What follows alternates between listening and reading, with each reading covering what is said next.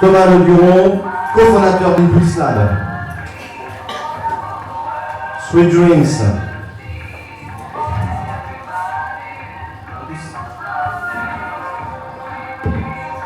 Thomas, merci d'être là. Même punition, même créativité. Alors, je suis Thomas Leduron, je suis le... Trouve-le. Merci. Je ne suis pas. Quelqu'un d'autre. C'est toi qui viens de le dire. C'est parce que j'avais préparé. Mais... Alors, qu'est-ce que tu as préparé alors? Je ne suis pas. Je n'avais pas préparé. Oui. Je ne suis pas préparé. Oui. Et on a nos bureaux à 10 mètres l'un de l'autre. Hein. Sauf que c'est le seul qui n'a pas eu le temps. Je devrais avoir des bureaux dans ton incubateur. C'est bon. Et réfléchir. Et mon avatar est. Alors toi, tu as utilisé l'oxymore. Ouais. Moi, je vais utiliser la percolation. La percolation, c'est toutes les petites gouttes d'eau qui sont insignifiantes et qui, à la fin, font des grandes rivières. Et donc, c'est le travail qu'on fait tous les jours, microscopique, mais pour faire des belles choses. Bien. Ok. Débrouillez-vous avec ça. Thomas, cofondateur d'Impulse Lab, de l'accélérateur. Il y a plusieurs accélérateurs, il y a plusieurs thématiques. Déjà, on peut faire un petit rappel de la thématique. Impulse Lab, c'est même plus 5 ou 6 accélérateurs thématiques qui sont que dans les domaines du BTP, de l'immobilier et d'énergie, qui fonctionnent sur un système de partenariat avec des grands groupes. Aujourd'hui, c'est plus de 130 startups. Les thématiques qui nous intéressent, c'est tout ce qui est l'innovation dans la construction, dans l'acte de construire, le BIM, la maquette numérique. On a une nouvelle thématique sur le logement social qu'on a ouvert récemment qui marche très fort. On a ouvert, j'en parlais tout à l'heure, sur le Well, une thématique qu'on a appelée ImoWell, qui source toutes les startups qui sont pertinentes pour amener de la valeur, des critères Well dans les bâtiments. Et par ailleurs, on travaille aussi avec Total sur le programme Usine du futur. Donc il y a plein de choses qui ont été dites précédemment qui font écho avec ce qu'on fait. Voilà. Ah, moi, il y a quelque chose qui m'a interpellé, je ne sais pas si tu peux y répondre. C'est quand je me balade dans les incubateurs, les accélérateurs, lorsqu'on a essayé de réunir des couples, des tandems, on a vu très peu de femmes. J'ai cherché, et apparemment, en femmes start-upers, ça représente 9%. Est-ce qu'il y a une explication dessus? Moi, j'ai pas d'explication. Nous, nos interlocuteurs dans les grands groupes, c'est souvent des C'est interpellant quand même, très peu de femmes. Non, mais c'est vrai. Et chez nous, le ratio il est encore pire, parce que comme on est dans le BTP, on n'est pas à 9%, on est en dessous. Nous, on a 130 startups. De mémoire, j'en ai 2 dont des femmes sont fondateurs. Après, il y a beaucoup de femmes dans les employés des startups, mais ça, c'est un autre sujet. C'est un autre sujet, oui. Nos interlocuteurs côté grand compte sont souvent des femmes. Yann, tu répondras plus tard, hein, ça, Ouais. s'il y a une réponse. Mais... Il y a une réponse pour toi ou... C'est le même constat. Ah, c'est un constat, il n'y a pas de réponse. Bon, bah... Après, c'est qu'il y avait beaucoup de... Il y a une entreprise qui s'occupe de la mixité, qui travaille sur la mixité, c'est quand même un sujet. Très peu de femmes à la tête de start-up. si on regarde nos clients... Et je ne parle pas de mixité sociale. Oui, mais justement. On Et nos sait clients pas. et partenaires eux-mêmes sont pas représentatifs en termes de diversité. On est dans le BTP. Voilà. Comment on mixe le potentiel d'une start-up et la compétence d'un groupe? Alors déjà, par rapport à ce qui a été dit ce matin, je trouve que trop souvent on oppose la start-up et le grand groupe. Et on a beaucoup parlé de l'humain. Moi, je voudrais dire, la plupart des startups avec qui on travaille, donc il y en a 130, ça fait, je sais pas, ça doit faire près de 500 personnes, donc 500 humains. Énormément d'entre eux sont des anciens de grands groupes. C'est pas tous des petits jeunes qui sortent d'école et qui font leur truc et du coup, enfin, c'est pas tous la slide qu'on a vue tout à l'heure avec un petit et deux vieux, quoi. Jérôme, il a dit qu'il était un peu atypique en étant âgé avec des petits jeunes autour. C'est pas vrai, hein. Regarde autour de toi, chez nous. Je pense pas que t'es le plus vieux. Et je pense que la moyenne d'âge des créateurs. Ouais, c'est ça. La moyenne d'âge des créateurs, je pense que chez nous, franchement, c'est entre 35 et 55 ans. Ce qui n'empêche pas qu'il y ait des petits jeunes qui aient des idées brillantes. Mais, donc, j'ajoute ta question. Si tu peux. Non, mais c'est bien, déjà. Donc ça veut dire qu'effectivement, le dessin qu'on a, c'est une caricature. Ouais, La start-up, c'est pas forcément des 25 ans, c'est pas que Solène, C'est aussi que le plus de maturité dans le parcours professionnel. Ouais, et le start-upper, il a été de l'autre côté de la table. D'accord. Et ça, dans l'autre sens, on a aussi des partenaires de grands groupes qui travaillent avec nous depuis 2-3 ans, et puis un jour ils m'appellent, ils disent Thomas, je t'appelle personnellement, je veux créer ma start-up, etc. Donc c'est ça qui est bien dans le monde d'aujourd'hui, ce qui n'était pas le cas il y a une dizaine d'années. C'est qu'aujourd'hui c'est valorisant de monter une start-up, c'est facile entre guillemets de démarrer, pas forcément de vivre ensuite, mais c'est accepté sociétalement et il y a des moyens de se faire financer. Et donc il y a plein de ponts qui se font entre des gens qui ont monté des start-up, qui ont été rachetés par des grands groupes et qui deviennent dirigeants dans des grands groupes, et des gens qui sont à des niveaux de direction dans des grands groupes, qui partent monter une start-up. Donc c'est plutôt des situations qui sont que de temps en temps il y a un rapport de force. Un rapport de force au niveau perso, typiquement, je suis à l'extrême, un cadre dans un grand groupe a peut-être parfois moins de rapport de force avec un entrepreneur qui a été successful, qui a monté 3 startups, qui a un patrimoine personnel plus riche, etc. Je veux juste dire 2 choses pour compléter et aller dans le même sens. Yuma, dont j'ai parlé tout à l'heure, les 2 des 3 fondateurs travaillaient dans un grand groupe pendant une dizaine d'années avant de fonder là. Donc ils ont tout de suite compris nos systèmes. Ils connaissent les réseaux. Voilà, exactement. Et la deuxième chose, c'est que effectivement, les grands groupes de plus en plus favorisent la création de start-up en interne. Et chez Total, on a créé une cellule qui s'appelle le Startup Studio, et effectivement, il y a des collaborateurs maintenant qui créent leur propre start-up, qui seront peut-être intégrés au métier, mais qui seront peut-être aussi un jour destinés à devenir des spin-offs. Et voilà, donc je suis assez d'accord. Donc l'opposition, il faut pas trop opposer. C'est plutôt chacun a des objectifs différents à un moment donné. Il faut arriver à faire quoi. Alors, tout ça, toi, ton rôle, c'est pas d'opposer, c'est de réunir les tâches au quotidien récurrentes. L'humain fait que souvent, il n'y a pas une relation entre une start-up et un grand groupe, il y a une relation entre plusieurs individus dans une start-up et plusieurs centaines d'individus dans un grand groupe. Donc moi, l'exemple que j'entends souvent, c'est une start-up qui vient me voir et qui me dit je suis allé voir Total, ils ne sont pas intéressés. Et alors, qu'est-ce que tu fais?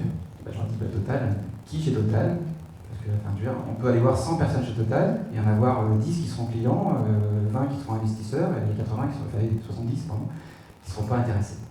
Donc l'idée de voir régler un problème, ou est-ce qu'ils auraient pu faire la démarche, si elle est autorisée, on va chez Total, qu'est-ce que tu nous conseilles? Non, ils auraient pu faire la démarche, mais s'ils connaissent, on parle de Total, c'est n'importe quel groupe, Oui, s'ils ne connaissent pas sûr. le grand groupe, s'ils ne connaissent pas son organigramme, s'ils ne connaissent pas la personne qui est chargée de piloter l'innovation, s'ils vont voir directement le financier pour chercher de l'argent ou le conducteur de travaux pour essayer de s'installer sur un chantier, statistiquement il y a des chances que ça marche, mais ils vont mettre des années, quoi.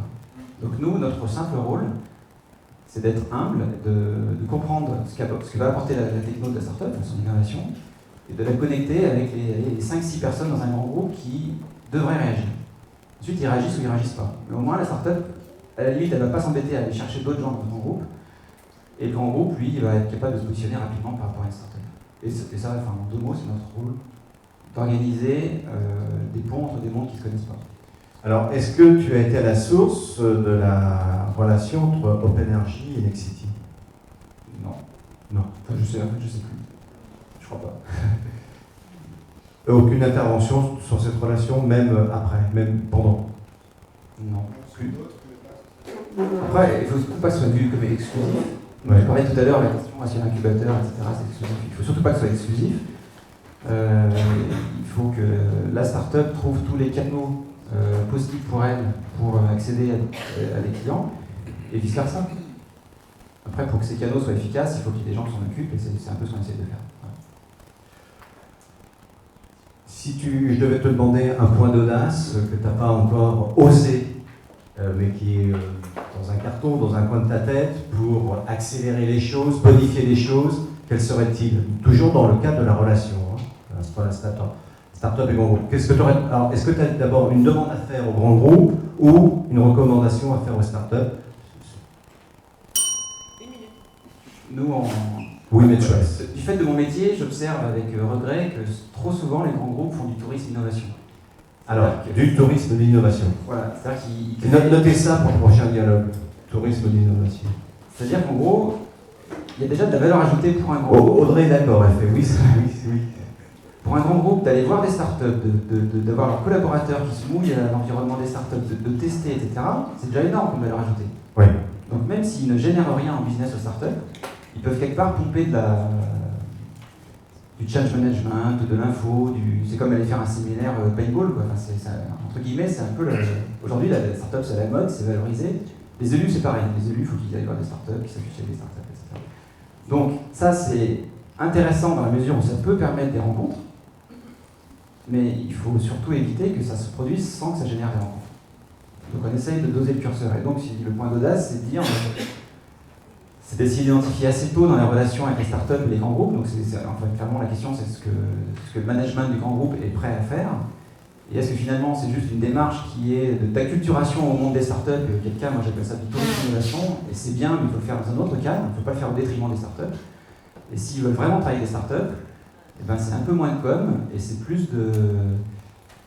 Enfin, c'est du travail au quotidien, il faut se remonter les manches, et puis il faut y aller, quoi. Plus d'application, pardon. Jérôme, est-ce qu'on est bien chez Impulse là? Et c'est pas forcément plus d'application au niveau budget, parce que moi je vois des budgets de grands groupes, communication, marketing, etc.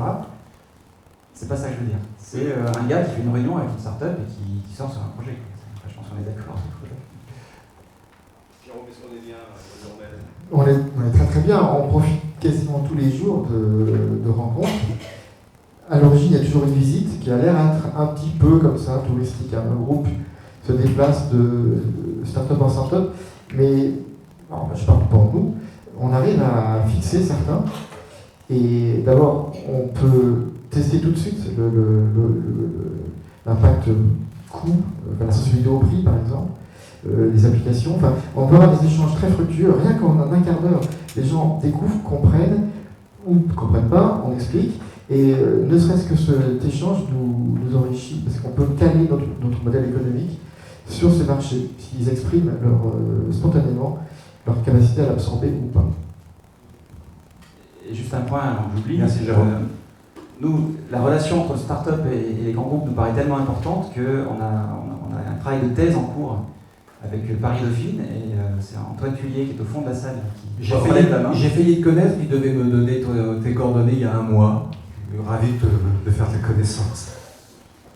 Et donc Antoine, avec nous, travaille sur des études de cas de relations entre grands groupes et start-up, et théorise et sort les meilleures pratiques finalement de cas qui fonctionnent en fonction de l'ADN des grands groupes et de ce que proposent les startups. Je vois une main levée. Est-ce qu'on a encore le temps d'une question? José, tant pis, tu ne réponds pas, on prend le temps. Oui, je crois c'est très intéressant ce que vous dites, parce que je pense qu'il y a un besoin de pédagogie. Le monde des startups aujourd'hui, c'est certainement un monde qui suscite le plus grand nombre de questions. C'est quoi une startup? Ça sert à quoi? Qu'est-ce que ça peut apporter à un groupe? Et comment le groupe peut travailler avec une startup? Dans les grands groupes, on n'a pas forcément de façon innée la science qui permet de savoir ce que les startups peuvent apporter. Et je trouve qu'il y a un maillon qui est extrêmement important à développer, c'est ce que l'un peut apporter à l'autre. Si on fait, je pourrais m'amuser à le faire dans le groupe dans lequel je suis, une startup, c'est peut-être une image de quelqu'un qui crée, qui est bourré de stock option, qui a une idée géniale, qui veut faire un truc, voilà. Mais qu'est-ce que ça peut apporter à l'autre? C'est quoi la valeur ajoutée, in fine? Et je crois qu'il y a ce lien qui manque entre les grands groupes aujourd'hui et qui n'ont pas une direction d'innovation structurée, organisée ou déjà bien au fait.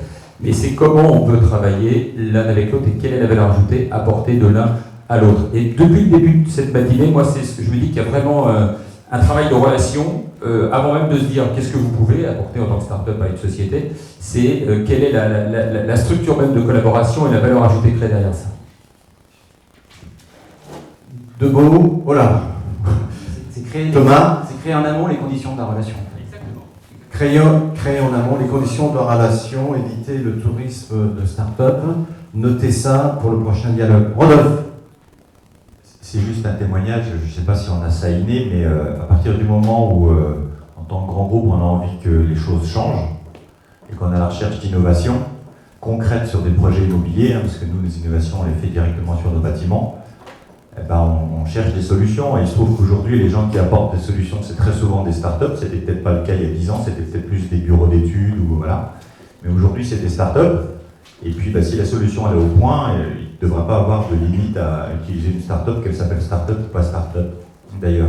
C'est plus vraiment la solution à une problématique est intéressante plutôt que la structure capitalistique ou culturelle de la boîte en question.